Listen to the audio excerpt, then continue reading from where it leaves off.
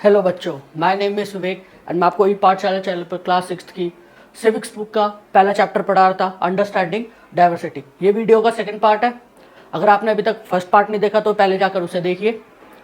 तो आज हम इसमें जो पढ़ने वाले हैं, हमारा पहला टॉपिक है फैक्टर इन्फ्लुएंसिंग डाइवर्सिटी। कि ऐसे कौन कौन सा फैक्टर है जो डाइवर्सिटी को इन्फ्लुएंस करते हैं। हमने जैसे कि पिछले पार्ट में पढ़ लिया था कि डाइवर्सिटी क्या होता है और इंडिया में डाइवर्सिटी कैसी है, और उसमें हमने कुछ टॉपिक्स भी डिस्कस करे थे जो आज हम कंटिन्यू करने वाले हैं। फैक्टर इन्फ्लुएंसिंग डाइवर्सिटी, कौन कौन से फैक्टर हैं जो डाइवर्सिटी को इन्फ्लुएंस करते हैं।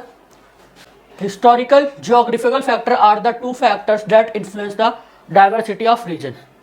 ज्योग्राफिकल और हिस्टोरिकल, ये ऐसे दो फैक्टर हैं जो इन्फ्लुएंस करते हैं किसी भी रीजन के डाइवर्सिटी को।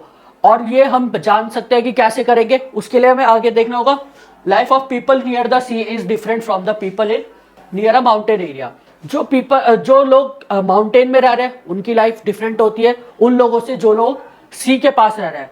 अब हमें इस एनसीईआरटी बुक में दो एग्जाम्पल दिए गए हैं जो हमें पढ़ना है, जिसके थ्रू हमें पता चलेगा कि डिफरेंसेस क्या है माउंटेन और सी के आसपास में, कैसे हिस्टोरिकल और ज्योग्राफिकल फैक्टर ने इंपॉर्टेंट रोल प्ले किया है इनकी डाइवर्सिटी के लिए। तो वो दो जो स्टेट्स हैं इंडिया के, वो है केरला और लद्दाख। लद्दाख पहले जम्मू कश्मीर का पार्ट था, लेकिन आज के टाइम में वो यूनियन टेरिटरी बन चुका है। तो पहले हम लद्दाख के बारे में पढ़ते हैं।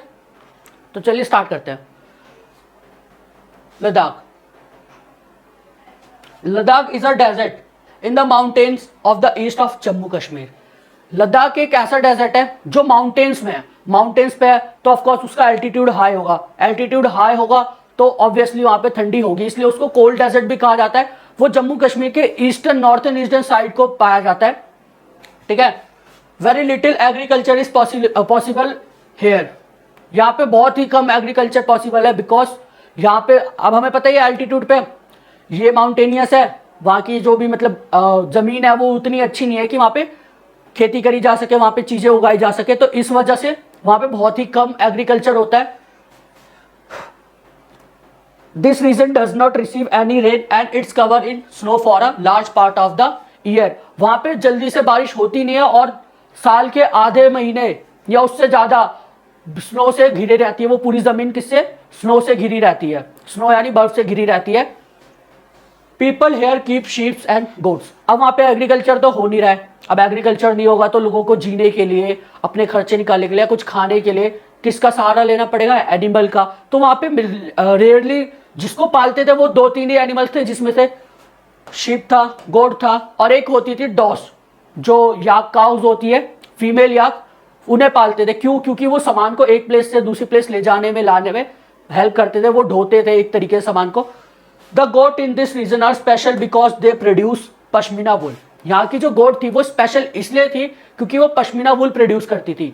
पश्मीना वुल वो ऐसी वुल है जो पश्मीना शॉल बनाने में यूज होती है। और हमें बताने की जरूरत नहीं है कि पश्मीना शॉल कितनी एक्सपेंसिव होती है। ये हमने 4th और 5th क्लास में भी पढ़ा होगा कि पश्मीना शॉल बनाने के लिए कितना खर्चा लगता है। और अगर हम उसे मार्केट में खरीदने भी जाते हैं तो वो हमें काफ़ी एक्सपेंसिव मिलती है, जो कि हम एक मिडिल क्लास बंदा अफोर्ड नहीं कर सकता, वो इतनी एक्सपेंसिव होती है। तो वहाँ की जो गोट थी वो पश्मीना वुल प्रोड्यूस करती थी।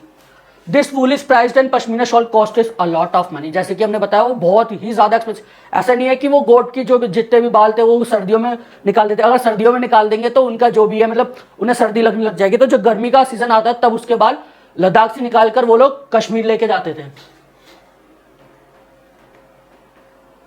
The people in Ladakh carefully collect the wool of the goat and sell this to the traders from Kashmir. जैसे कि मैंने बताया कि वो लोग क्या करते थे, गर्मियों के सीजन में उनसे वूल ले लेते हैं, यानी मतलब उनके बाल काट देते थे गोट के, और वो ले जाकर लद्दाख से ले जाकर कहां पर बेचते थे? कश्मीर में। कहां पर? कश्मीर में व्यापारी आते थे, उनको जाकर बेचते थे वूल, जाके उसको अच्छे पैसे मिल सके उनको उन चीज के। Pashmina shawls are chiefly woven in Kashmir. यानी कि वहां पे वुलन तो हमें कहां से मिलता था? जो पश्मीना वूल था वो हमें लद्दाख से मिलता था, लेकिन वो जो पश्मीना शॉल बनाई जाती थी वो कहां बनाई जाती थी? कश्मीर में। लद्दाख से वूल लेके आके कश्मीर में बनाई जाती है। ठीक है। The people eat meat and milk products like चीज एंड बटर। अब हमने पढ़ा वहां पे एग्रीकल्चर तो होता नहीं है। अब जब एग्रीकल्चर नहीं हो रहा तो लोग क्या करेंगे खाने पीने के लिए? वो मिल्क प्रोडक्ट्स और मीट खाते थे। जैसे कि यहाँ पे एग्जांपल दिया हुआ बटर, चीज, ये ऐसे मिल्क प्रोडक्ट्स है। और मीट खाते थे, जैसे कोई भी एनिमल का मीट हो गया। तो ये सारी चीजें वो कंज्यूम करते थे अपने आप को जिंदा रखने के लिए, क्योंकि वहां पे एग्रीकल्चर तो था नहीं, तो कुछ तो करना पड़ेगा। Each family own some goats, cows and dogs. ये आ गया डॉग्स।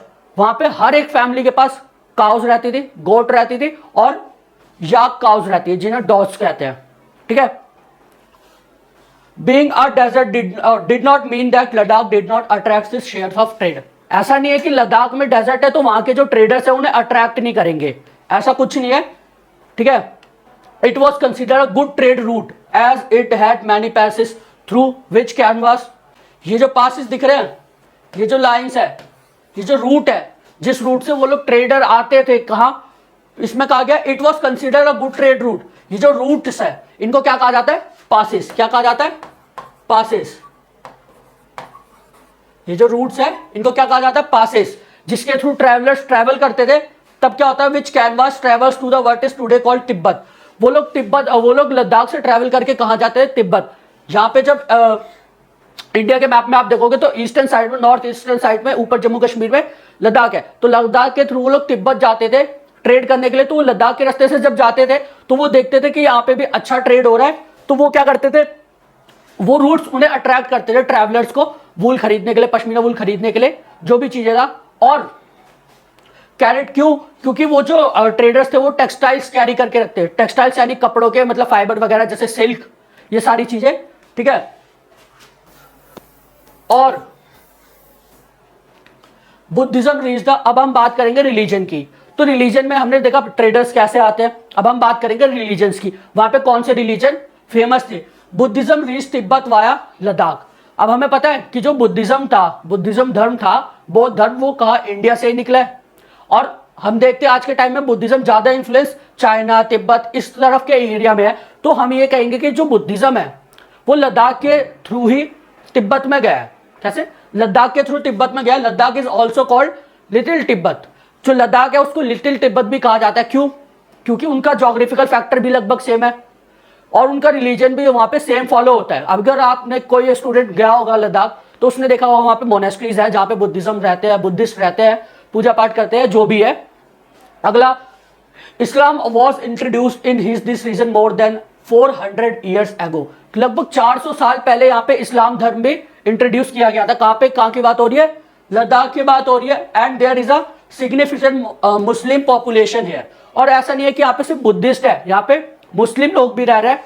ठीक है। Ladakh has a very rich oral tradition. Even Ladakh का ना बहुत ही रिच ओरल ट्रेडिशन है। ओरल ट्रेडिशन हम किसे कहेंगे? कि मतलब कोई सॉन्ग्स है जो उन्हें गा रहे हैं। ठीक है। और सॉन्ग्स एंड पोएम्स, किसका? सॉन्ग्स और पोएम्स, कोई भी सॉन्ग्स है, पोएम्स है, वो लद्दाखीज गाते थे। ठीक है। Local version of the Tibetan national epic and Kesar saga are the performed. वहां पे local version of Tibetan national epic कोई होगा, तिब्बतियन नेशनल एपिक था, और एक केसर सागा था, वो की परफॉर्म करते थे लद्दाख में कौन लोग? वहां के local person and sung by both Muslims. ऐसा नहीं है कि वहां पे ये चीजें सिर्फ बुद्धिस्ट ही गाते हैं, वहां पे दोनों गाते हैं, बुद्धिस्ट और मुस्लिम दोनों मिलकर ये केसर सागा गाते थे। इस पार्ट में इतना ही था। Thank you for watching. और अगर कोई भी डाउट हो तो आप कमेंट कर सकते हो। और भी इंफॉर्मेशन पाने के लिए, नोट्स पाने के लिए हमारे टेलीग्राम चैनल पर ज्वाइन कर सकते हैं, ई पाठशाला फैमिली। और नोट्स के लिए डिस्क्रिप्शन में आपको नोट्स मिल जाए। Thank you for watching.